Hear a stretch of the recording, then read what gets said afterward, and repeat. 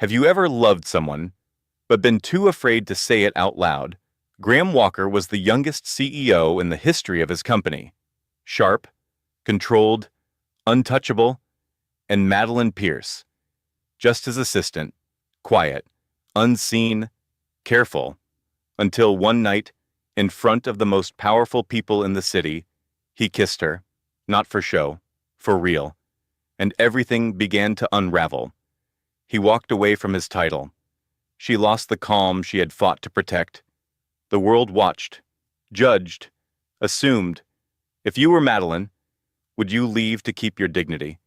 If you were Graham, would you risk everything for one honest moment?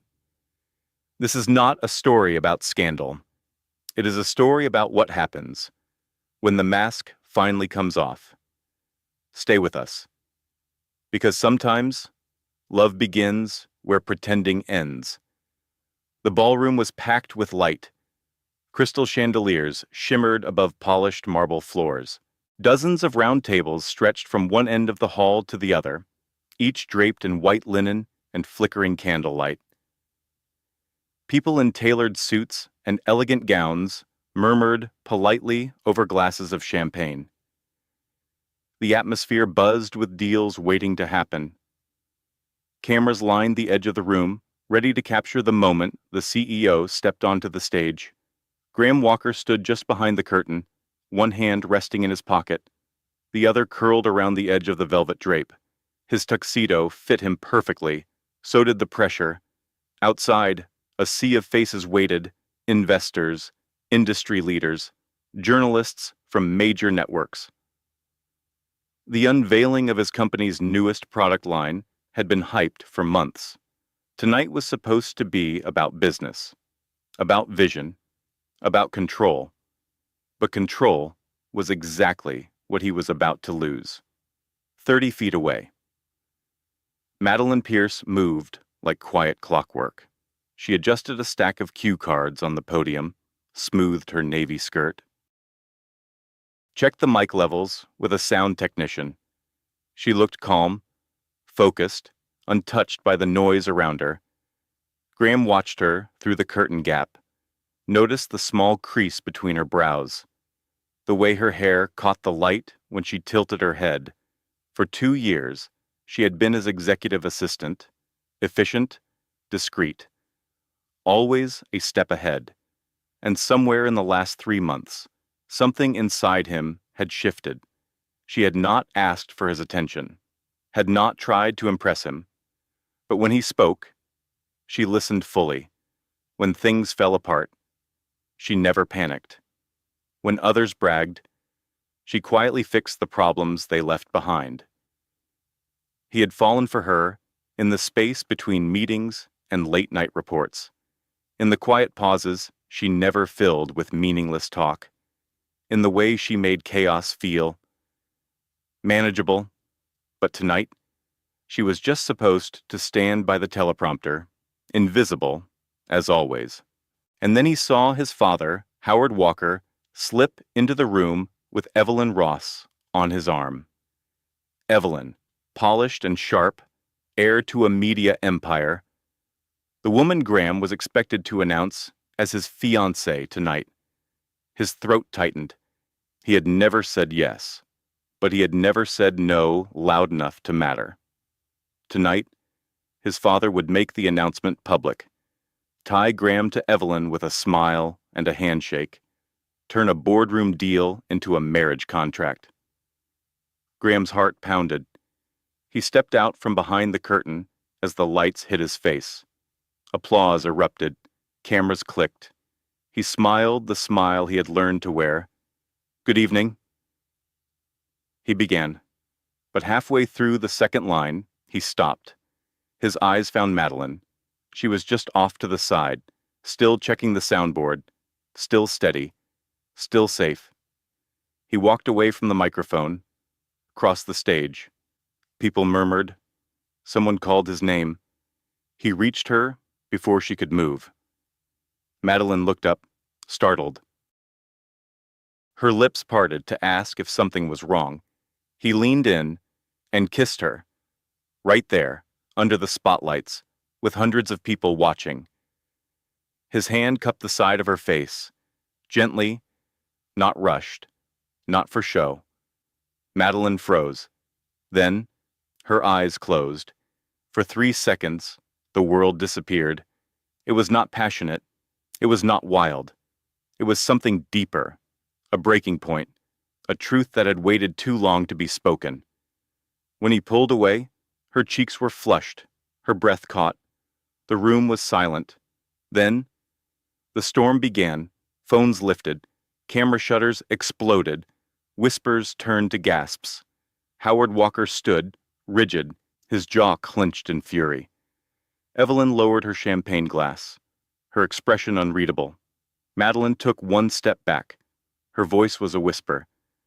"Why did you do that?" Graham looked out at the crowd, then back at her. "Because I could not pretend anymore." 3 weeks before the kiss that changed everything, the days still moved in quiet rhythm. The mornings in Manhattan started early. The streets hummed with coffee carts and shoe heels on pavement.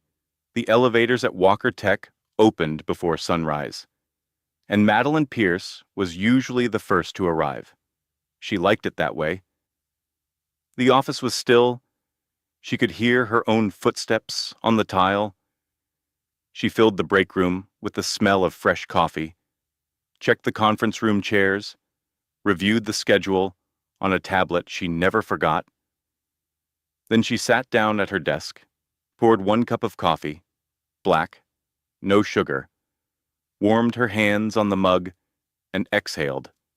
The early hour was hers alone. Madeline did not like chaos. She had lived through enough of it to know better.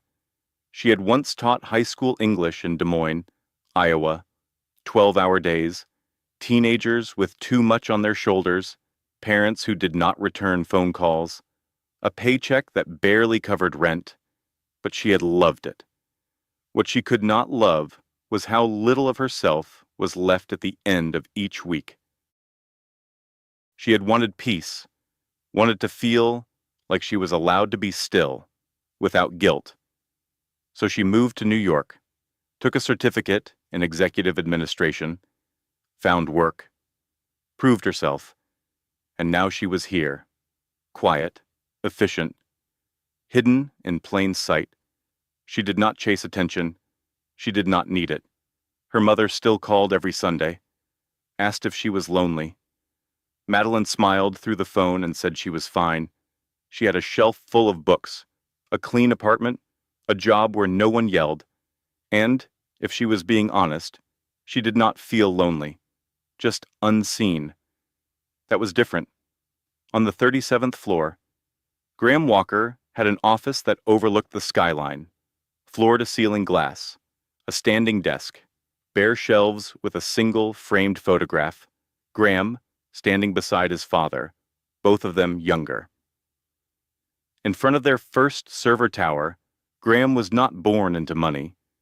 He was born into pressure. He had built software in high school, launched apps from a dorm room, made his first million at 22, but every step forward had carried the name of his father beside it, and with that name came the weight of legacy. Howard Walker did not believe in pauses. He believed in precision, discipline, control. So did Graham, until recently, lately, he found his hands clenching without knowing, his sleep interrupted, his smiles harder to produce. His father had given him the company, but kept the chain. And now, Evelyn Ross. Graham knew what was expected. She was elegant, well-spoken. Her family controlled the biggest content distribution network on the East Coast. Their union would be a merger, not a marriage. They had nothing in common, except expectations. Madeline noticed the change in him before anyone else.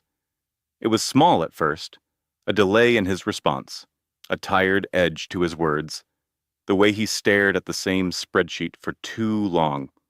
One Thursday, she brought him tea instead of coffee. "You looked like you needed something different," she said. He blinked, then took the cup, said nothing, but he drank it. The next day, She found an unopened book on his desk. A novel. The bookmark had not moved. Madeline said nothing. Graham noticed. He noticed everything about her. That she never wore perfume. That she always chose navy, gray, or forest green. That she kept a jar of honey in her drawer and never explained why. Once, he asked, "It reminds me of my grandmother," she said. She said it with a small smile, the kind that lives between sadness and sweetness. That was when he realized something. Madeline carried peace the way others wore ambition. Soft, but unshakable. In meetings, she listened. When others raised their voices, she lowered hers. He had seen her defuse conflicts with a glance, redirect entire agendas with one sentence, and she never asked for credit. That troubled him more than he expected. Why did someone so capable remain unseen? Why did someone so calm accept silence as her reward? Late one evening, after everyone had left, Graham walked past her desk. "You are still here," he said. Madeline looked up from her screen. "Just finishing tomorrow's notes. You could have done that in the morning. I could, but mornings belong to coffee and peace." He smiled, a real smile. She returned it quietly, then went back to typing. That was the first moment he had wanted to ask her something that had nothing to do with business. But he did not, because he was Graham Walker, and she was his assistant. Instead, he said good night, and she said, "See you in the morning." Neither of them knew what would happen 3 weeks later, but something had already begun. Something small, like a breath held in too long. The Monday before everything unraveled started the same as most others. The sky over Manhattan was low and gray. The kind of sky that turned the city into a film scene. People walked faster when the clouds gathered. Coffee tasted warmer. Silence in elevators lasted longer. Madeline Pierce arrived at the office at 6:30, as always. The lobby still smelled faintly of floor polish. A light drizzle had left streaks on the tall glass windows. She took the elevator to the 37th floor. Her steps were steady. Her cardigan was damp at the edges. She liked early Mondays. They gave her space to recenter. By 7:15, the conference room was set, agendas printed, water glasses lined up like soldiers. Breakfast delivery arrived right on time. Fruit, bagels, coffee. Graham liked things simple. He rarely touched food during meetings, but he liked knowing it was there. At 7:45, he stepped out of the elevator. His jaw was tight. His tie was slightly crooked. His usual calm was covered by something thin and fragile. "Good morning," Madeline said, handing him the updated presentation file. He nodded, barely. She noticed he had not shaved. His eyes were tired, his voice low when he asked for a quiet minute in the office before the meeting. She followed him in and gently closed the door. What happened? He stood by the window, watching the skyline. "My father is pushing again," he said. She waited. She never rushed his answers. "The board is asking for confirmation. They want a public engagement announcement by the end of the month." Madeline did not flinch. She just took a small breath. "And Evelyn, she knows the plan. That is the part that scares me." He turned around, looked at her fully. "She is okay with pretending. Just like my father. Just like the board. Everyone is pretending that this will make things easier. That love is a distraction. That peace can be replaced with power." She held his gaze and said nothing. Because deep down, she understood. People thought silence meant weakness, but she had learned the opposite. Silence was choice. Silence could hold things. Words could not. "I hate pretending," Graham said finally. His voice cracked. For a moment, Madeline saw more than a CEO. She saw a man who carried too much, who never asked for help, who forgot what it felt like to be seen for who he really was. He rubbed the back of his neck, then ran a hand through his hair. I should not be telling you this. I know. She shook her head. I am glad you did. His eyes softened. Thank you. There was more he wanted to say. She could feel it, like static in the air. But the moment passed.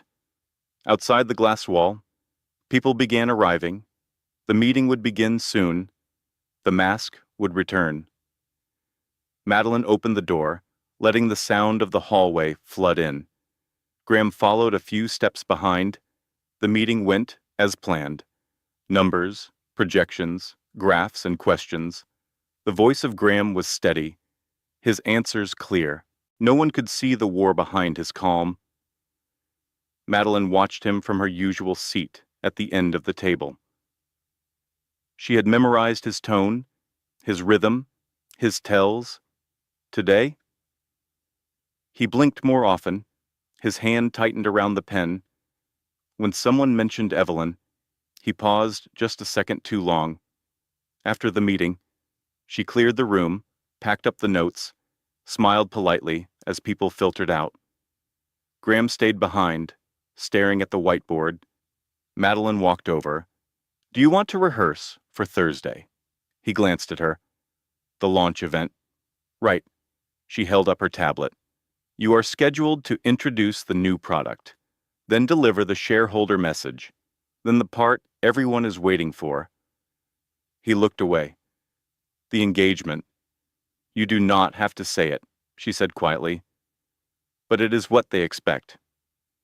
He exhaled, sat on the edge of the conference table. Do you ever feel like you are living someone else's life all the time? She replied. His eyes flickered. When I taught high school, she said, there was a girl named Olivia, smart, quiet, used to hide her poems in her math folder. One day she gave me one. It was about drowning, but not in water, in people's expectations. Graham did not speak. He just listened. Sometimes. I think we all carry someone else's version of who we are, Madeline said. And we spend our lives trying to shrink ourselves into it. The room was quiet again, and in that quiet, something inside him moved, not loudly, not suddenly, but enough. He stood up. Thank you, Madeline. She nodded, and for the first time in weeks, he smiled.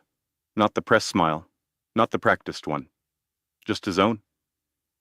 By Thursday, the storm was already on the horizon, but no one saw it coming. The company launch event was set for that evening. A rented art museum downtown, white marble floors, tall glass walls, dozens of tech reporters and investors invited. Everything arranged down to the last flower. It was the kind of event that people talked about for weeks. Graham Walker stood in front of his dressing room mirror that morning, buttoning the sleeves of his shirt. His reflection stared back at him, clean-shaven. Perfect tie. Suit pressed. His face looked the way it always did before a big presentation. But something in his eyes was different. He had not slept much. The voice of his father still echoed in his head from their conversation the night before.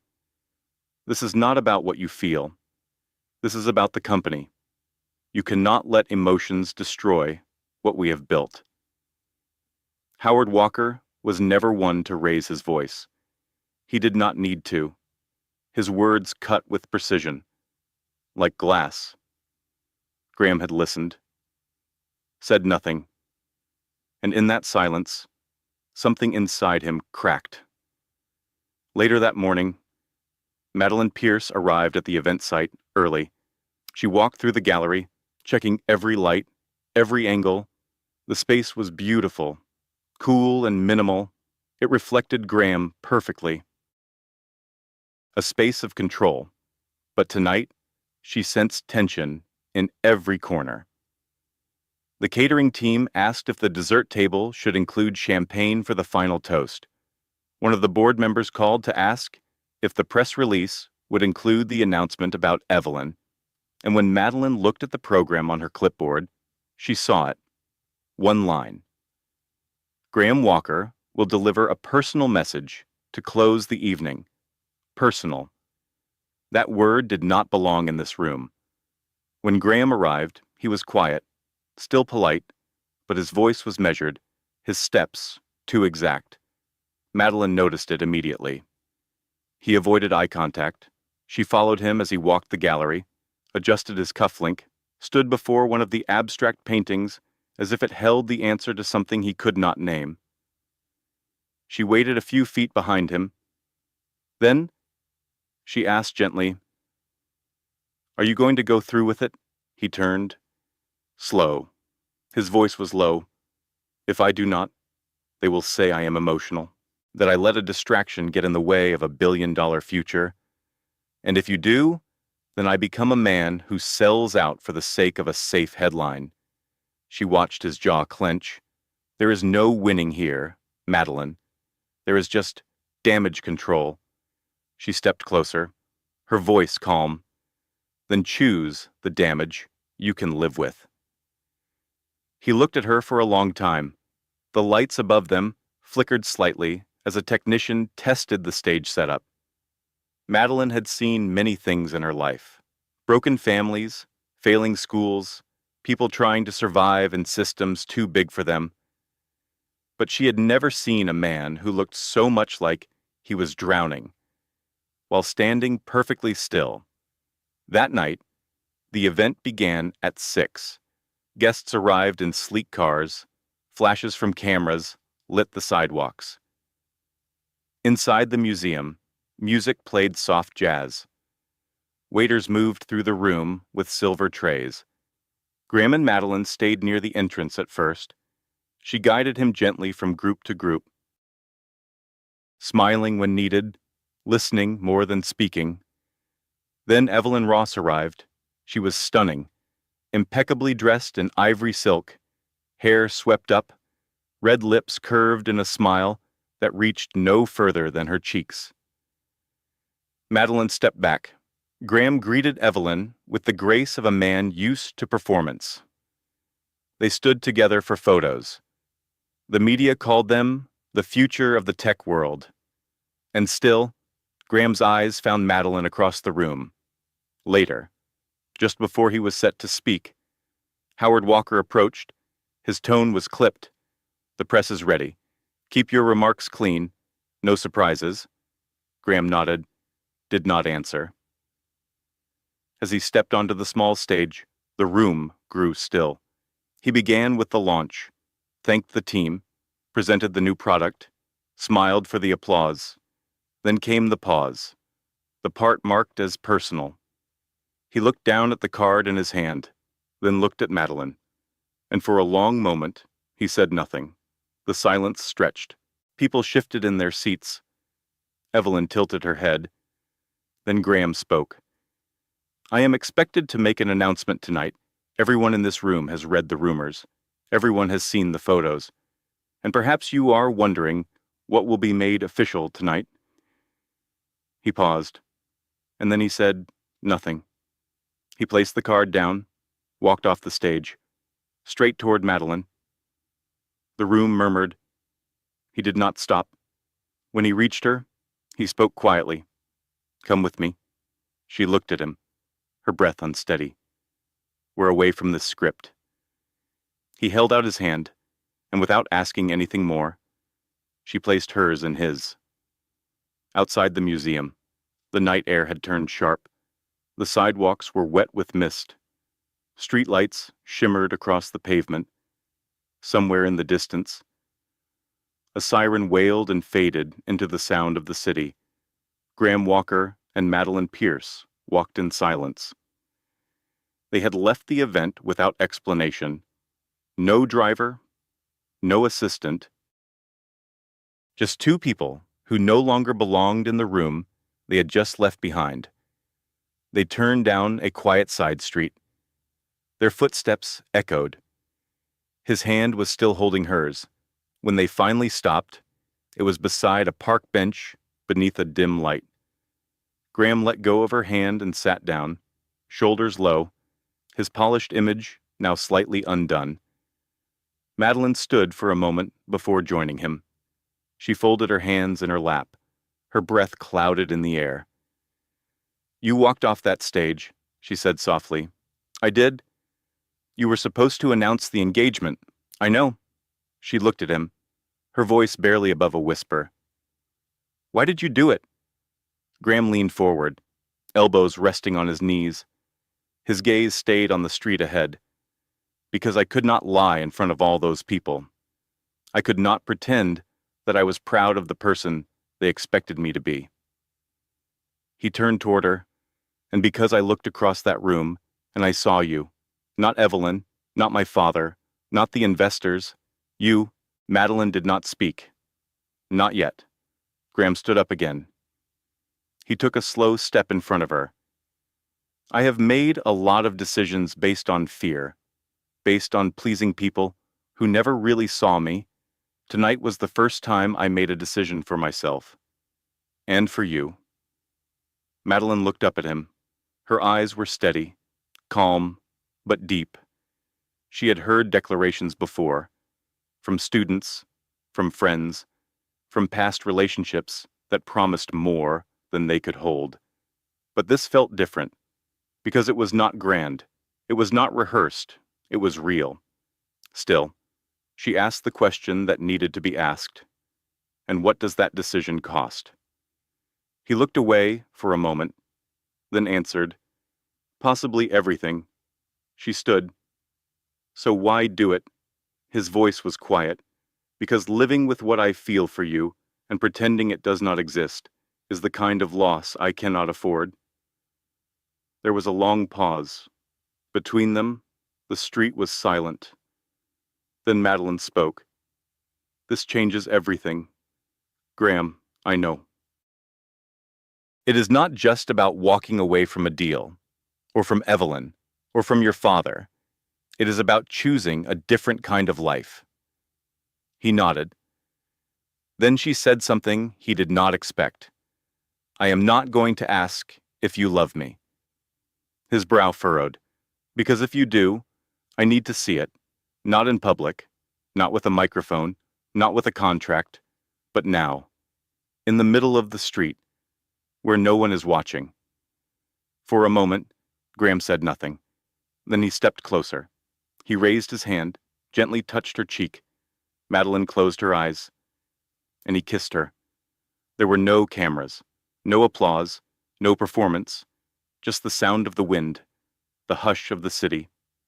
The kiss was slow, intentional, like something they had both imagined, but never dared to believe would be real. It was not the kiss of a CEO and his assistant. It was the kiss of a man who was finally telling the truth. When they pulled apart, Madeline did not move away. Her forehead rested against his chest. She listened to the rhythm of his breath, of his heart, and for the first time in years, she felt like she belonged in that moment. Not because someone allowed her to be there, but because she chose it. Graham whispered into her hair, "I do not have a plan for what comes next. I am not asking you for a plan." He nodded. They stood like that for a while. Then she smiled. "You know this is going to explode in the morning." He gave a quiet laugh. "It probably already has. You kissed me, in front of the entire tech industry, and I would do it again. Even if it costs you your title, even then. Even if it cost you your father." He paused, "Especially then." Madeline looked up at him. "There is one thing I need you to know." Graham waited. "I never wanted to be a secret." He touched her hand again. "You never were. Not to me." The headlines broke before sunrise. Photos taken from inside the event had already flooded social media. A video clip, grainy and shaky, captured the exact moment when Graham Walker walked off stage. It ended with him holding the hand of Madeline Pierce and leaving the building. By 8 o'clock, The company inbox was full of press inquiries. By 9, Howard Walker had called 3 emergency meetings. By 10, Madeline's phone would not stop vibrating. She turned it off. The apartment was quiet. Too quiet. She stood by the kitchen counter, a steaming cup of tea in her hand, untouched. She had not slept. The kiss still lingered, not just on her lips, but in her memory. It had been tender, honest. The kind of kiss that did not ask for anything, but offered everything. But reality had returned quickly, and with it came fear, not of Graham, not of what they shared, but of what would be taken from her because of it. She had worked too hard to build a stable life, to earn respect without needing to shout. She had spent years being careful. Now, all it had taken was one moment to bring everything into question. A sharp knock at the door startled her. She opened it slowly. Graham stood there, eyes heavy from lack of sleep. Collar still open from the night before. "I thought you might not open the door," he said. "You are not supposed to be here." He nodded. "I know. But I am here anyway." She stepped aside, letting him in. He walked into the apartment as if he had been there before, though he had not. He looked around quietly, noted the books stacked by the window, the soft light of morning on the worn armchair, a place built for stillness. He turned to her. "I am sorry for the chaos." She crossed her arms, not in anger, but in defense. "What happens now?" He looked down, then back up. "My father called this morning. He wants me to issue a statement. Blame the moment on pressure. Say it meant nothing. And will you?" "No." "Then what are you going to do? I already did it." He handed her a printed copy of an email. A formal letter addressed to the board of Walker Tech. I stepped down. Madeline froze. "You resigned." "Yes." She read the letter. Effective immediately. "I am no longer CEO. I am no longer part of the company my father built." She lowered the paper slowly. "Graham." He took a step closer. "I did not do it because of guilt. Or fear. I did it because I realized something last night. That holding on to a title meant letting go of myself. And of you." Her voice dropped. "I never asked you to choose me over your future. You did not need to." He paused. "You showed me what a future could feel like. Not with contracts, not with performance, but with peace, with presence." Tears welled in her eyes. "This is not just about you, Graham. You will be fine. You have money, options. But me." She turned toward the window. "They will say I seduced you, that I climbed up by pretending to be quiet, just to steal power. They will turn me into something I never was." "I know," he said gently. Then he added, "Which is why I want to offer you something." She turned back. He reached into his coat and pulled out a folded envelope.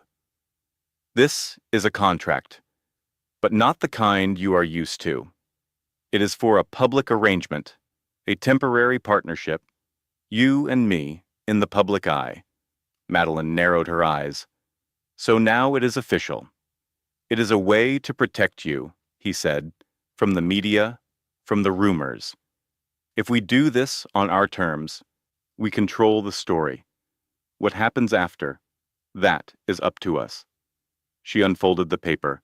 It was written clearly.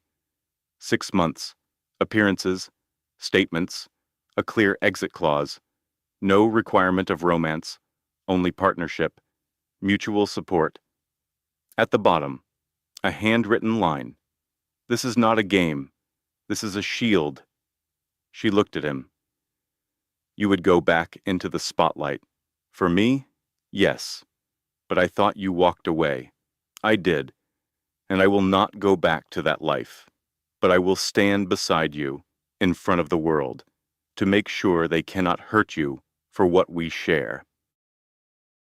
Her voice was barely audible. And what do we share? Graham. He stepped close. Something real. He took her hand. This buys us time, but it does not buy your trust. I know that. She searched his eyes. This will be hard. Yes. You will be watched, judged. Yes. People will talk about us like we are a scandal. They already are. She held the contract in her hand. Let me think about it. Take all the time you need. He turned to leave, then paused at the door. No matter what you decide, Madeline, that kiss was real. He closed the door behind him. Madeline stood still. The paper in her hand shook slightly. Then, slowly, she sat down. Her fingers traced the handwritten line again. This is not a game. This is a shield. Outside, the city moved on. But inside her apartment, the world had paused. The contract stayed on the coffee table all night. Madeline Pierce did not touch it. She did not move it. She simply sat across from it, arms folded, legs tucked beneath her. The soft hum of the city outside became a background she barely noticed. She had read the words again and again. Each time, the same thought returned. This is not love. But then, neither was hiding. When morning came, she got up before the alarm. She showered, dressed in black slacks and a soft sweater, tied her hair in a loose knot, no makeup, just clean skin and quiet resolve. At exactly 10 o'clock. She dialed a private number. The voice of Graham answered on the second ring. Madeline. I read it, she said, and I will do it. She could hear the relief in his breath. But we do it my way. Say the word. I want control over everything related to me. My name, my image, my words. Done? No press conferences, no interviews, no talk shows. Understood? No assumptions. From you or the public? Never. And when it ends, it ends. Quietly. No drama. If that is what you want? There was a pause. Madeline, are you sure I am sure of one thing? She said. I will not be the story people write for me. I will write it myself. 3 days later, they made their first public appearance, a charity fundraiser for urban schools, held at the City Botanical Garden. The invitation list included executives, celebrities, and major donors. Cameras were everywhere. Madeline stepped out of the town car first. She wore a navy dress, elegant, simple, the neckline modest, her heels low, her posture steady. Graham followed. He wore a charcoal suit, no tie, open collar. He stood beside her, offering his arm. She took it. Together. They walked the stone path into the garden. Flashbulbs burst. Voices called their names, but neither flinched. Inside, the air smelled of lavender and green tea. They moved through the room in quiet rhythm. Graham introduced her to old friends, new clients, and board members who now looked at her with something between curiosity and calculation. Madeline kept her smile soft, her eyes steady. She answered questions, commented on the artwork, listened when others spoke. Graham stayed close, but never overwhelming. He placed a hand gently on the small of her back when a reporter leaned in too far. He looked at her with a kind of quiet pride. When they reached the long buffet table, she whispered, "We are doing this well." He smiled. "You were born to do this." She sipped her water. Maybe, or maybe I am just very tired of pretending I do not belong in rooms like this. He leaned closer. Then do not pretend anymore. For a moment, their eyes met. A flicker passed between them. Not performance, not duty, something real. But it passed as quickly as it came. Later that evening, they sat side by side in the back of the car. The city lights streaked past the windows. Madeline exhaled slowly. That was easier than I thought. You were brilliant. No one asked about the contract. about your resignation. They will, eventually, and when they do, we will stay the course. Quiet, grounded, unbothered. She looked out the window. I never thought I would be here, in a car with a former CEO, in a world where I have to wear armor just to feel seen. He looked at her, serious now. Take the armor off, Madeline. She turned to him. And what if I get hurt? He paused. Then let me be the one who stands between you and the damage. Her voice was quiet. Do not promise that. Why not? Because you might mean it. He reached for her hand, held it in silence. The ride ended in front of her apartment. He walked her to the door. She turned the key, then looked back at him. You did not kiss me tonight? He smiled, gentle, because I would not know if it was for them or for us. She stepped inside, then looked up. What if I told you I wanted one? He said nothing. Just closed the space between them. The kiss was soft, still, like a question being asked without words. When it ended, Madeline leaned her forehead against his. This is the problem, she whispered. What is the line between pretend and real? It is getting hard to see. He rested his hand over hers. Then let us stop trying to see it. Let us just feel what is true. She did not answer, but she did not pull away. And in the space between two people who had lived too long behind masks, something unspoken shifted again. It was not love, yet, but it was not a lie anymore. By the end of the second week, they had fallen into a quiet rhythm. 2 appearances, 1 charity dinner. A Sunday walk in Central Park that made the front page of a business magazine. Publicly, Graham Walker and Madeline Pierce looked like the perfect couple. Elegant, poised, polished, but privately, everything was more fragile than it seemed. Madeline still lived in her modest apartment. She still used the subway. She still cooked dinner for one most nights. Staring at the contract that sat unopened in the top drawer of her desk. She had signed it, yes, but she had not let it define her. Graham had respected that. He never pushed, never asked for more. He showed up when they were scheduled to, made sure the public saw something stable, trustworthy, admirable. But in the quiet moments between appointments, something deeper began to grow. He would send her articles she once mentioned months ago, books he found that reminded him of the way she talked about her old classroom, a scarf in the exact shade of green she said reminded her of home. She began to smile when she read his messages. She began to miss him when he was not around. Then came the call. It was late afternoon. Madeline had just returned from a meeting with the event planning team. Her phone buzzed. A private number. She almost did not answer, but something in her chest told her she should. A familiar voice filled the line. This is Howard Walker. She froze. I assume Graham did not tell you I would be calling. No, he would not. Because he does not understand what is at stake. Her tone turned cool. I think he understands more than anyone else. Howard did not react. You seem like a smart woman, Miss Pierce. So I will speak plainly. Please do. You are not suitable. Not for the legacy we have built.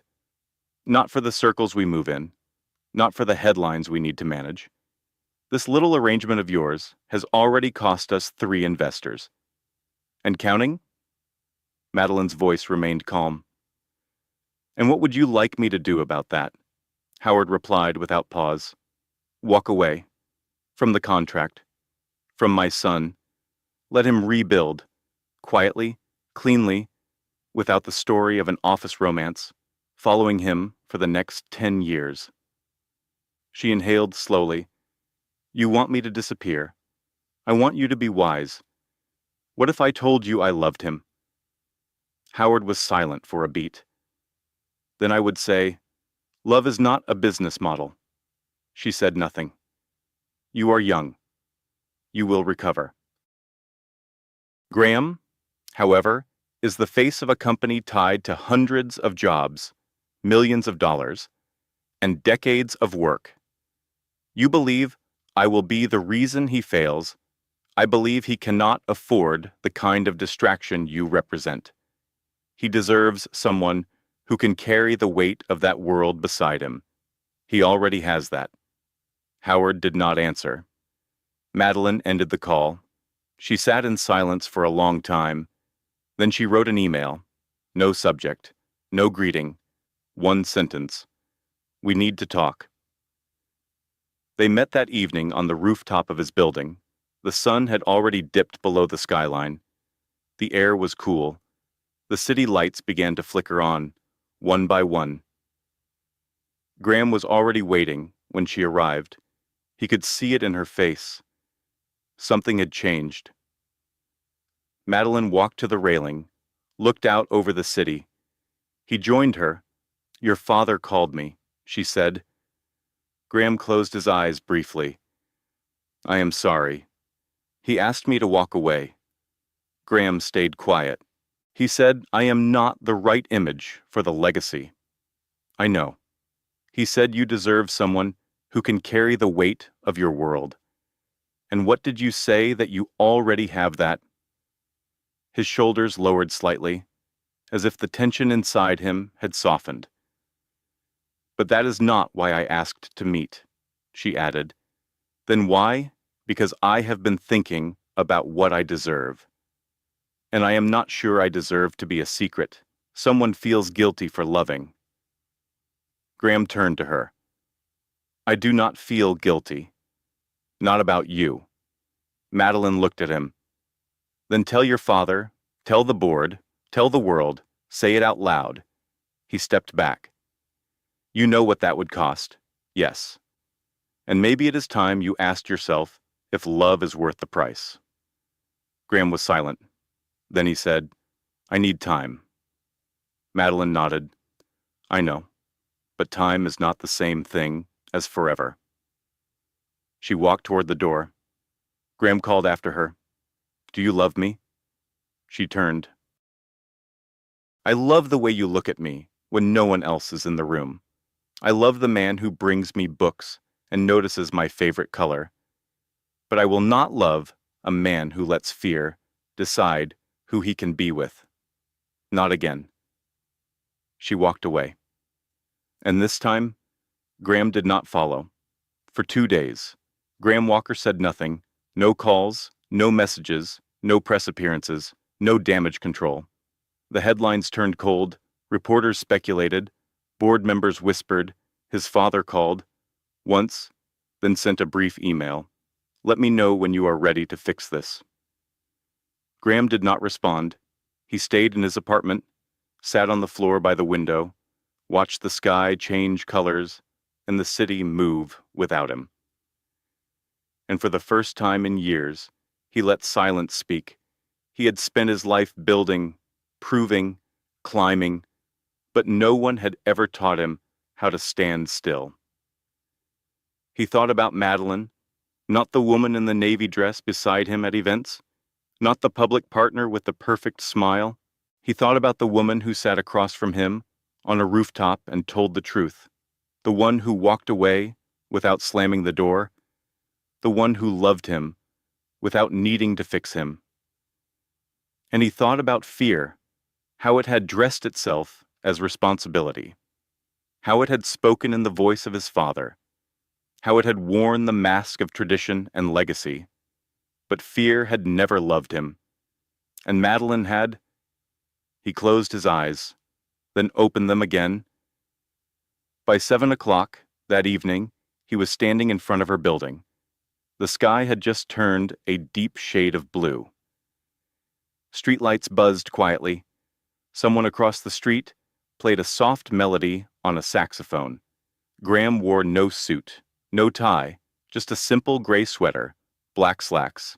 His hair was slightly messy, his eyes tired but calm. He stood there for a long time. Then he raised his hand, knocked twice. No answer. He waited, then knocked again.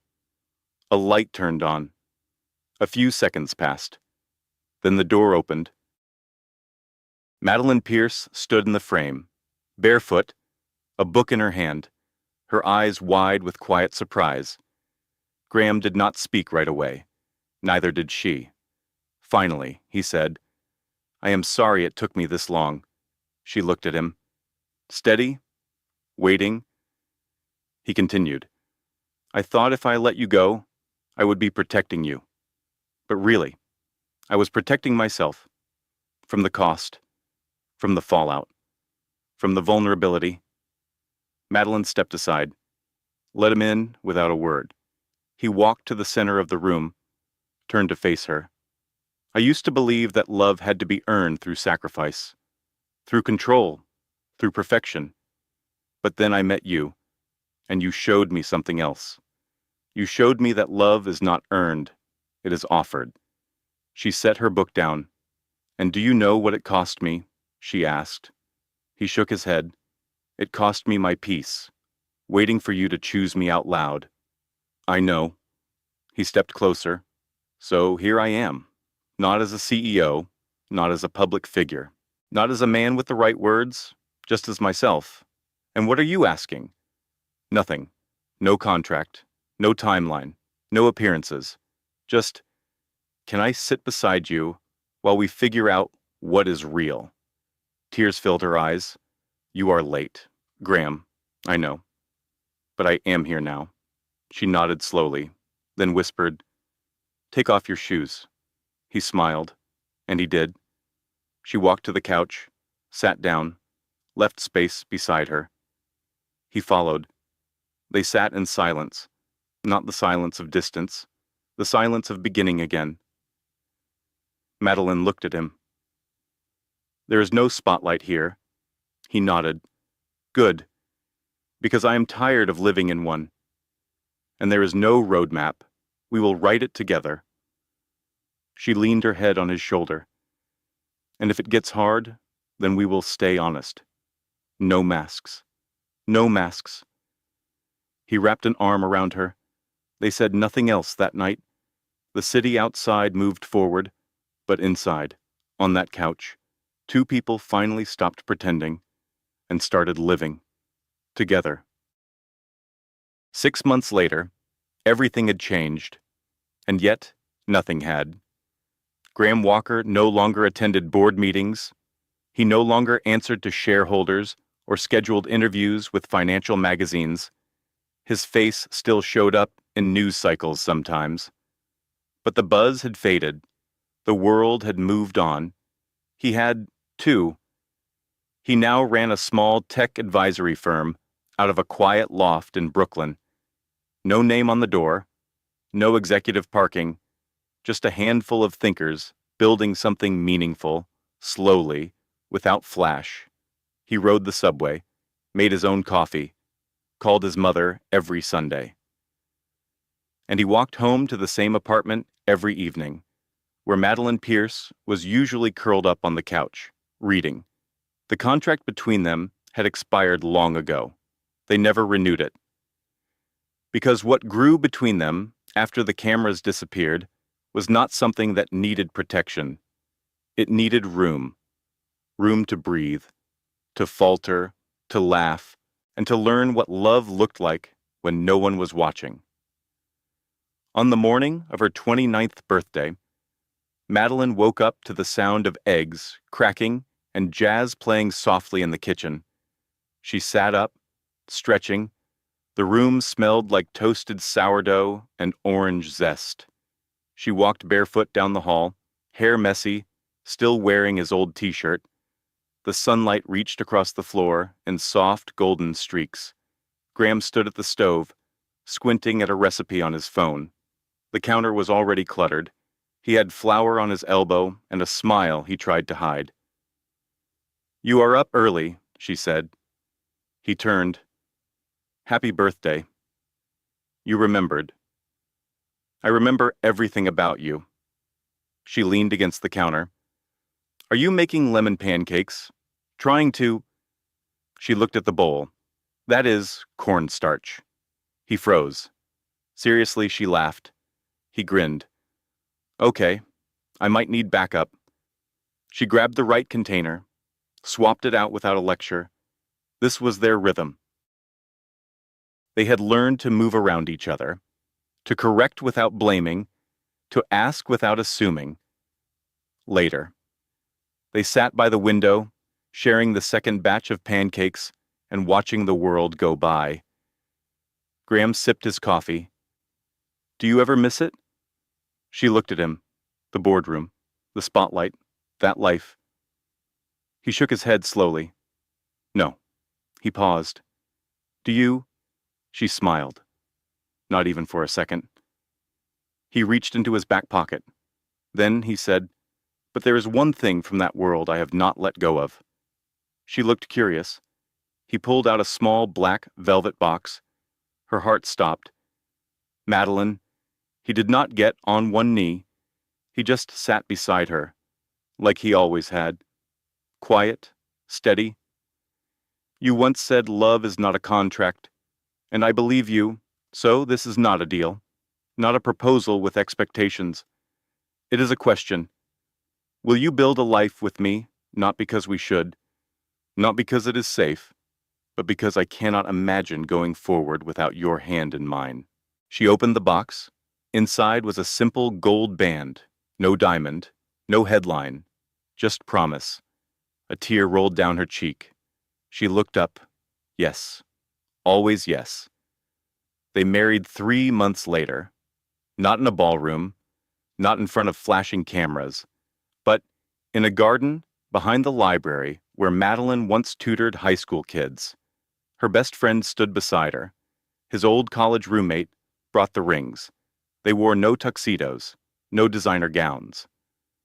She wore a soft cream dress with a neckline that made her feel like herself. He wore the same suit he had on the night they met. They wrote their own vows. Short, quiet, true. After the ceremony, they sat under strings of light, eating cake with their fingers and dancing in bare feet. Someone asked them what their love story was. Madeline laughed. It started with a kiss neither of us expected. And Graham added, and it became everything we never dared to hope for. Years passed, life changed, the way life always does. There were hard months, job losses, health scares, long nights and short tempers, dishes in the sink, and bills they forgot to pay. But through it all, they chose each other. Not perfectly, but faithfully. Some nights, they still sat on the couch in silence, reading. Some mornings, Graham still brought her tea with too much honey, and she drank it anyway. They still had no contract, only love, only truth, only this, because sometimes love does not arrive in grand gestures. It does not need an audience. It does not ask to be explained. It simply shows up, at your door, without shoes, without answers, with nothing to offer but a hand held out toward yours, and a heart ready to begin again. Sometimes, love does not arrive with grand words or perfect timing. It comes quietly, through small actions, through being seen, through staying, when it would be easier to walk away. In a world that often praises ambition, status, and control, we forget that real connection asks something different. It asks for honesty, for courage, for presence. This story reminds us that love is not something we earn by being perfect. It is something we grow by being true. Graham had power, but he felt empty. Madeline had peace, but she felt invisible. Together, they had to choose between the world's expectations and their own hearts. And maybe that is the choice we all face, in some way. To stop pretending, to speak gently, to love fully, no matter how late. Because the truest things in life often begin when we stop performing and start being real. Thank you for spending your time with us. If this story touched your heart, please consider liking the video. Share it with someone who might need a little hope today. And if you believe in stories that heal and inspire, do not forget to subscribe. We are grateful to have you here. See you in the next story.